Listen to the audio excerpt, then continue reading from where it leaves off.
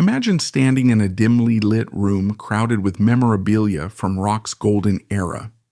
There's a half-faded poster of the Beatles taped on one wall, a stack of old vinyl records on a dusty shelf, and the faint smell of aging paper wafting through the air. Among these relics, tucked away in a corner, sits an unassuming photograph of a young man, guitar in hand, eyes filled with a quiet sense of longing. His name is Chris Bell. If you've never heard of him, you're not alone. He lived and died in near obscurity. Yet his fingerprints remain on music that shaped generations, whispered about by those who love a good underdog story.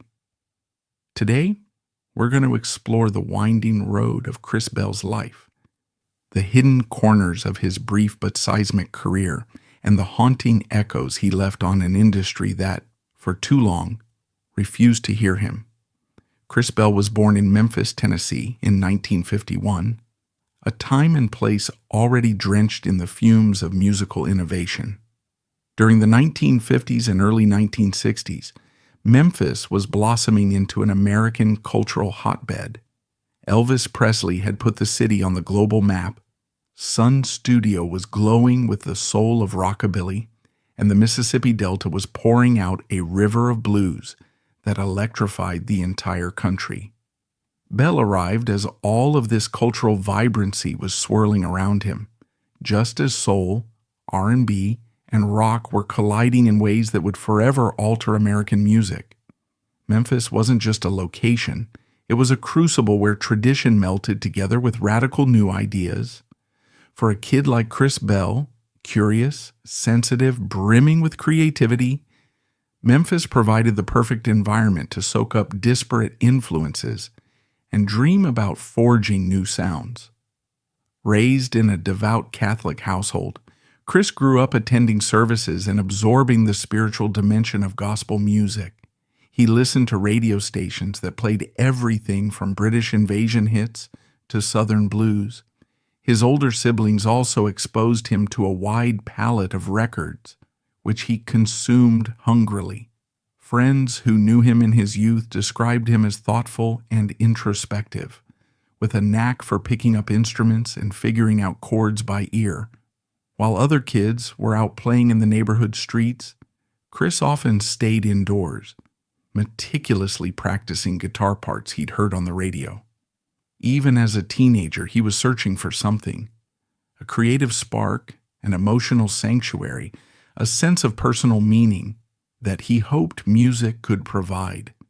In the latter half of the 1960s, an entire generation was in flux, shaped by the Vietnam War, the Civil Rights Movement, and a sense of cultural upheaval that manifested in everything from fashion to protest songs. Memphis, too, was part of this broader shift. Soul music thrived at places like Stax Records, while rock and roll spread from local clubs to national charts. It was in these small Memphis clubs where Chris Bell would cut his teeth as a guitarist, his eyes always scanning for new opportunities to express himself. Even though he was quiet and unassuming off stage, the moment he plugged in his guitar, he radiated an arresting energy. Early bandmates remember him as both ambitious and anxious. He wanted to achieve something big, yet he was also plagued by self-doubt. He formed and joined early groups like the Jinx and later Ice Water. These bands were typical for the day. High school friends coming together to jam on covers of the Beatles, the Kinks, and other British invasion idols. Sometimes they'd play neighborhood parties or small Memphis venues, often to modest but encouraging applause. But Chris Bell had an unusual seriousness about him. He wasn't satisfied just covering other artists. He wanted to create original music that matched the emotional resonance of the songs he admired. He had notebooks filled with tentative lyrics about heartbreak, introspection, and searching for spiritual truth. Even back then, he had an uncanny ability to conjure melodies that sounded simultaneously fresh and classic, a gift that would define his later career. By the late 1960s, Chris gravitated toward a tight-knit group of like-minded Memphis musicians who shared his fascination with pristine pop-rock songwriting, intricate harmonies, and the wide emotional canvases that bands like the Beatles, the Beach Boys, and the emerging power pop acts were exploring. This circle included Jody Stevens, Andy Hummel, and eventually Alex Chilton. Chilton was already somewhat famous by then, having been the teenage lead singer of the Box Tops, a group best known for the massive 1967 hit, The Letter. The Box Tops were a local Memphis success story, but Chilton was itching for a more adventurous musical path, something that could meld the sophistication of the Beatles with the raw energy of Southern rock and soul. He and Chris Bell clicked almost immediately, sharing a reverence for finely crafted pop hooks and an intense, occasionally obsessive desire to create something timeless. As the 1970s dawned, the Memphis rock scene was on the cusp of change. Psychedelia was fading, Southern rock was rising, and mainstream radio was dominated by the likes of Grand Funk Railroad and Led Zeppelin. Enter Chris Bell and Alex Chilton with their new band, which they christened Big Star. The name was chosen somewhat ironically. Big Star was the name of a local supermarket chain, but it also signaled their ambition. They wanted to craft songs that could shine as brightly as their British heroes, but with a distinctly American flavor. Alongside Jody Stevens on drums and Andy Hummel on bass, they set up shop at Ardent Studios, a highly respected facility in Memphis run by the visionary producer-engineer John Fry. Fry became an essential mentor and supporter, providing them with both the technical expertise and the creative freedom to chase their dream sound. Big Star's first album, #1 record, was recorded in 1971 and released in 1972. The music was crisp, layered with chiming guitars, buoyant melodies, and vocal harmonies that nodded to the Beatlesque tradition without ever feeling derivative.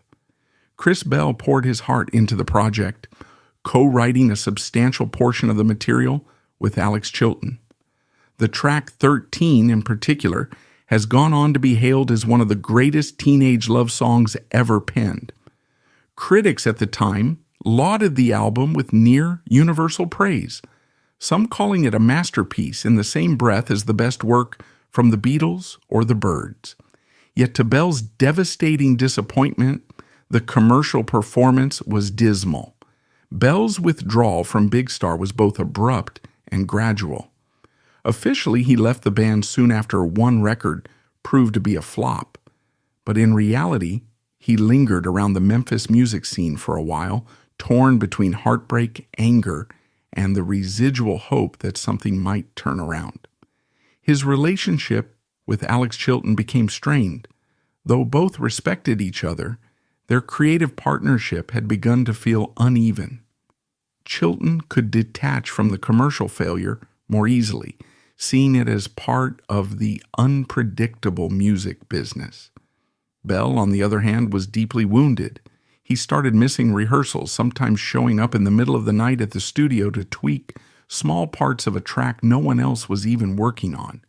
This obsessive perfectionist side of him blossomed into something darker, a gnawing self-doubt that spiraled into depression. By 1973, Chris Bell was no longer a functioning member of Big Star, although the group continued to record without him, releasing 2 more albums that ironically would also be commercial disappointments, but later hailed as classics of power pop. Without a band or a clear sense of direction, Chris drifted. For a time, he attempted to engage with session work, playing guitar on various Memphis-based projects, but his heart wasn't fully in it. His mental health took a nosedive. He reportedly began using heroin, sank deeper into depression, and lost whatever fragile sense of spiritual grounding he once had.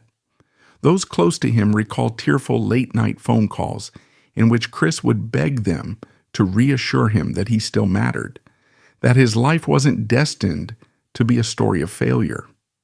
Amid this turmoil, he tried to refocus on his faith, re-embracing the Catholicism that had shaped his childhood. He sought solace in religious texts, occasionally attending more conservative prayer groups. Some accounts suggest he felt guilt over the drug use and the perceived sinfulness of the rock and roll lifestyle, further feeding a cycle of shame and self-reproach. Nevertheless, Chris Bell's creative drive wasn't extinguished. Even in the depths of personal chaos, he continued to record demos. These demos reflected a more somber, introspective tone. Gone was the sunny optimism that marked much of Dark One record. Instead, the new material probed themes of isolation, heartbreak, and the desire for cosmic understanding, both spiritual and existential. Around 1974 and 1975, Bell made scattered attempts to launch a solo career. He recorded at ardent studios, sometimes with the help of old friends. One of the most haunting fruits of these sessions was the track "I Am the Cosmos," a sprawling, heart-tugging piece that expressed both his yearning for connection and his sense of cosmic insignificance. In it, Bell's voice wavered with raw vulnerability, as if every phrase was a confession of his deepest fears. While the track stands today as a cult classic, it languished on the shelf for years. Chris shopped his demos around to various labels, but there was little interest. Mainstream tastes at the time were veering toward disco, arena rock, and the early stirrings of punk, introspective power pop from a traumatized Memphis musician wasn't exactly topping any A&R wish lists. During this period, Bell's emotional volatility intensified. He wrestled with cyclical bouts of hope and despair. One day, he'd be convinced that if he just perfected his next track or found the right label, he could turn everything around. The next, he'd sink back into hopelessness, consumed by fears of obscurity and oblivion. His drug use further muddied the waters, and rumors of erratic behavior circulated among Memphis music circles. Some older acquaintances distanced themselves while a small circle of loyal friends tried to stage interventions. But mental health resources in the mid-1970s, especially for struggling musicians in a smaller city like Memphis, were scant and stigmatized. Bell was largely left to fight his demons alone. And yet, in the middle of this private storm, there were glimmers of light.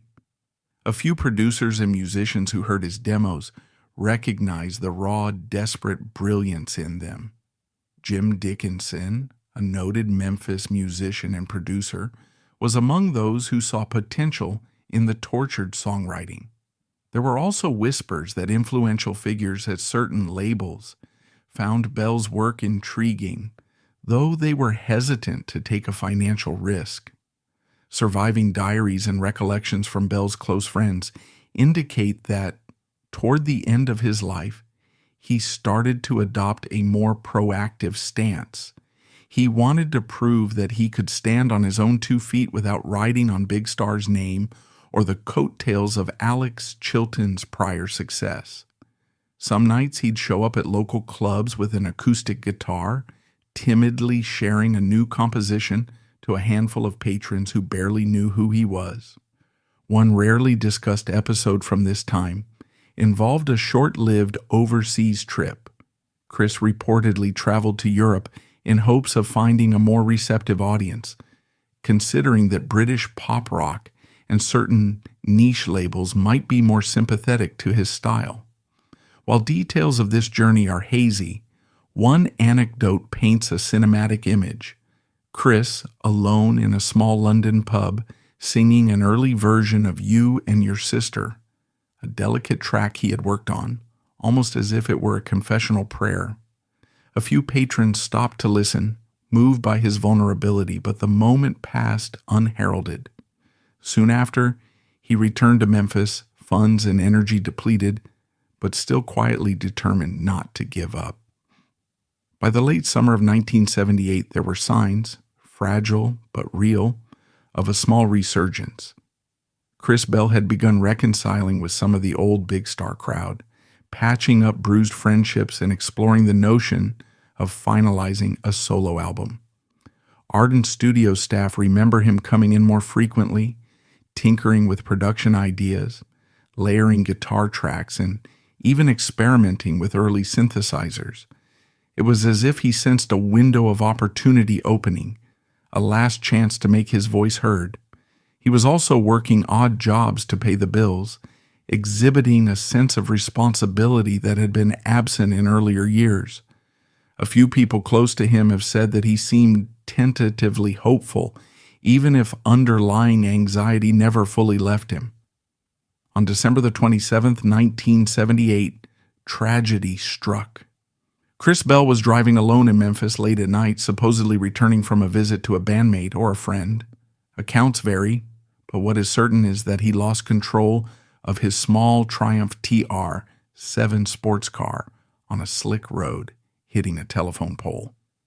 He died instantly at the age of 27, joining a tragic club of musicians, including Jim Morrison, Jimi Hendrix, Janis Joplin, and a generation later Kurt Cobain, who departed this world at the same young and iconic age. For his family, friends, and the tiny circle of fans who believed in his talent, Bell's death was both shocking and heartbreakingly predictable, given the turbulence he'd endured.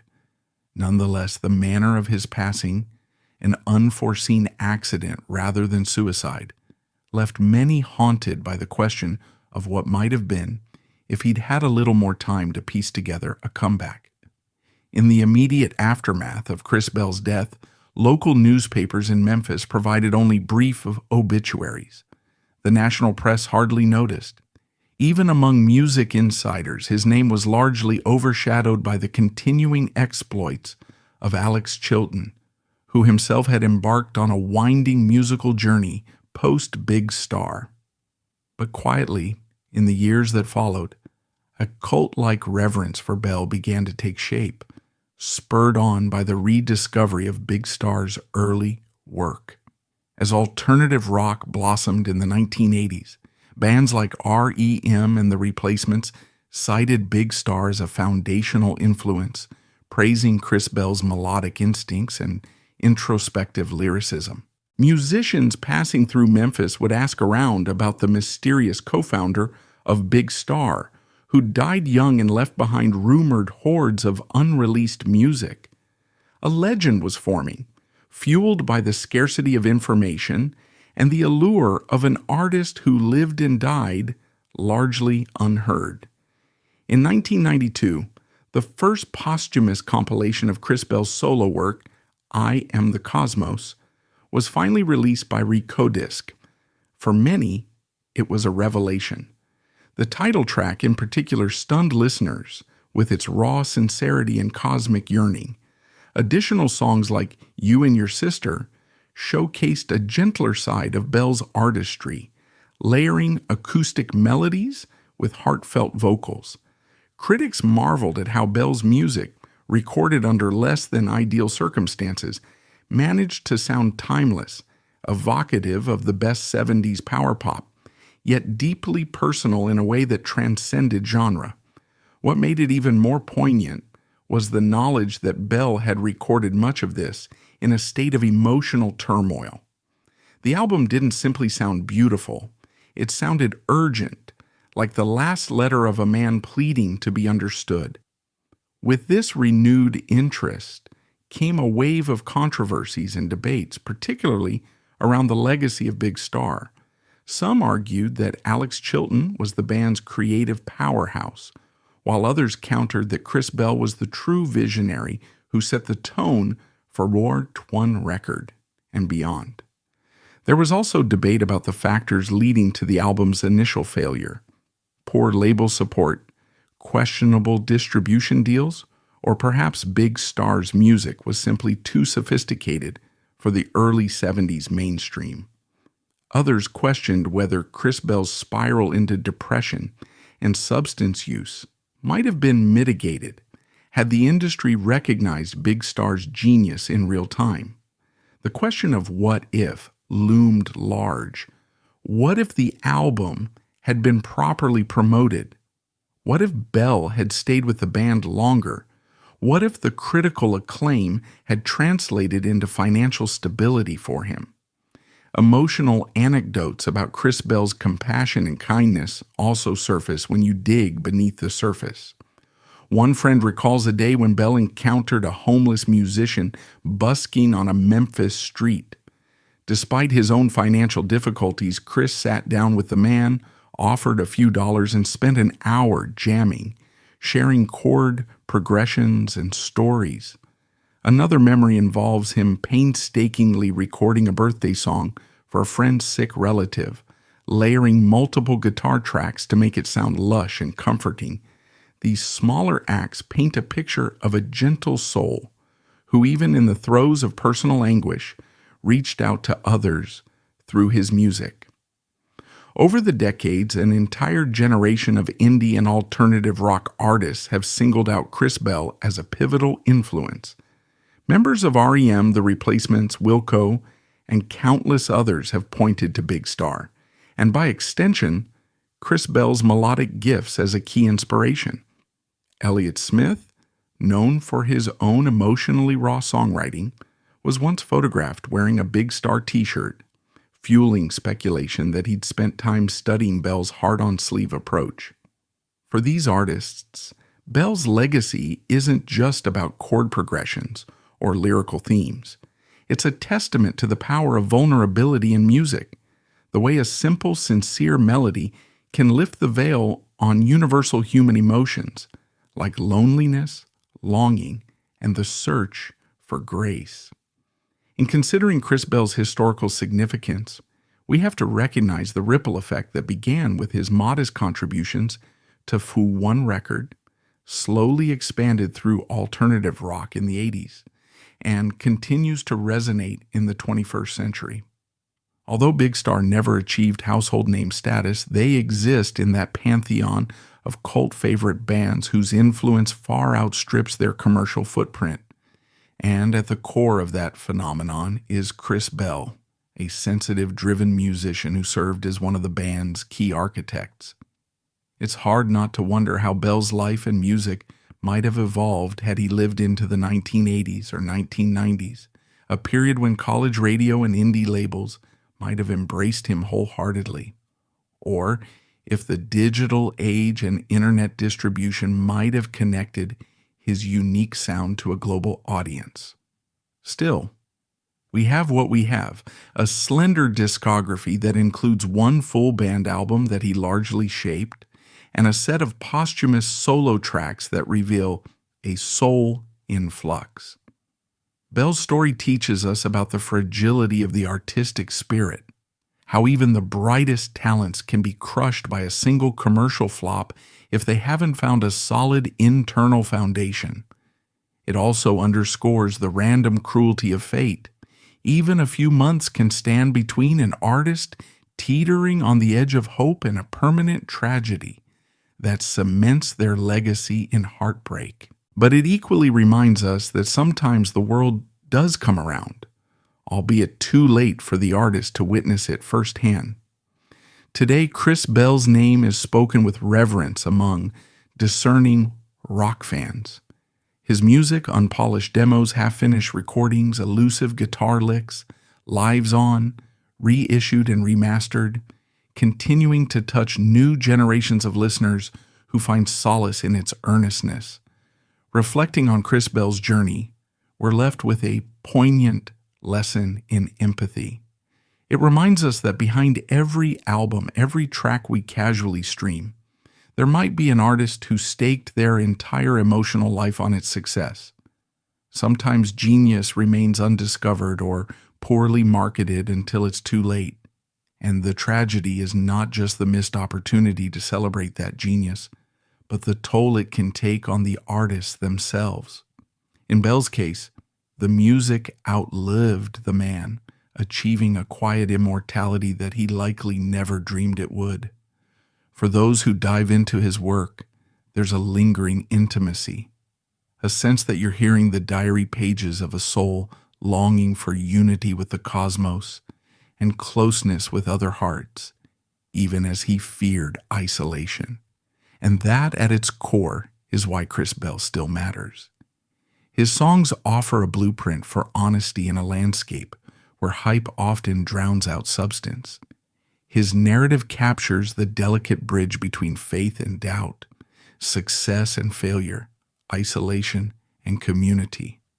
If we come away with anything from his story, let it be this: that every note we play or hear carries within it a piece of our deepest selves, and that the simplest act of truly listening might just be the most profound gift we can offer, both to artists and to one another. By listening to Chris Bell's music, we pay tribute to a fragile soul who left us anthems of yearning and glimpses of cosmic wonder, reminding us that no artist's voice is ever truly silenced as long as someone, somewhere, finds solace in its echoes. And that's all for today's video. If you liked this video, hit that thumbs up, let us know your thoughts in the comments section, and subscribe so you won't miss out on future uploads. See you next time.